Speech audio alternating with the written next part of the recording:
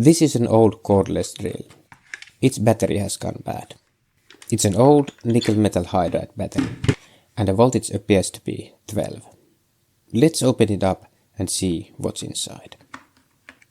If I can fix the drill, I can use it as a secondary tool. Otherwise, it will have to go recycling. This battery doesn't charge anymore, even though the cells look fine and are not leaking. Each cell has a capacity of 1300 mAh and is a 1.2 volts nickel metal hydride cell. These cells are obsolete, and I'm going to replace them with lithium-ion cells. I have these slightly used but good quality Samsung cells. Lithium cells require a BMS, battery management system. This module can handle 40 amps, which should be enough for the drill. We also need a separate charging module. With this module, the battery can be charged using any USB charger. It's designed for 3 lithium cells. Let's start assembling the battery pack. First, we use glue and tape to hold the pack together. The cells should be spot welded rather than soldered. It's safer, more reliable, and it doesn't heat the cells. I will put fish paper between the battery pack and the BMS for extra protection. The BM is easy to connect in this small battery pack.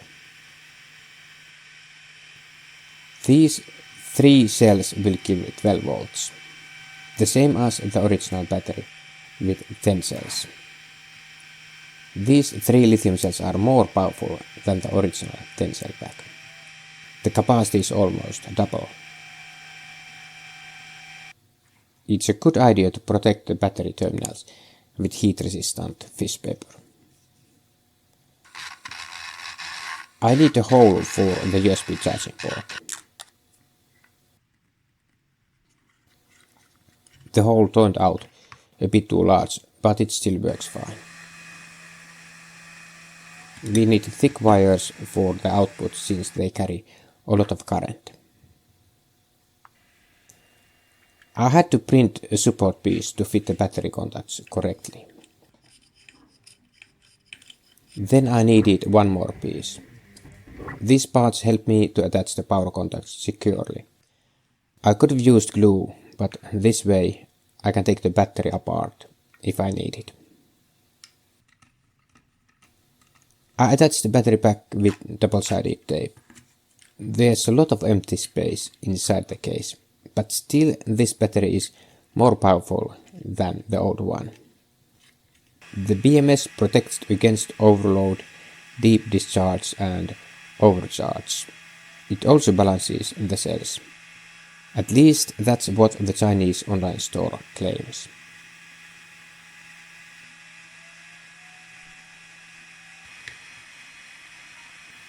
Finally, we install the charging module and secure the cells with a lot of hot glue to keep the battery in place. I don't fully trust the double-sided tape because the battery is heavy. I put a piece of Kapton tape on top because there are exposed contacts. Now let's put everything back together and test how the new battery pack performs. And it works great. The drill has plenty of power and it works as expected. I hope you enjoyed the video. Thanks for watching.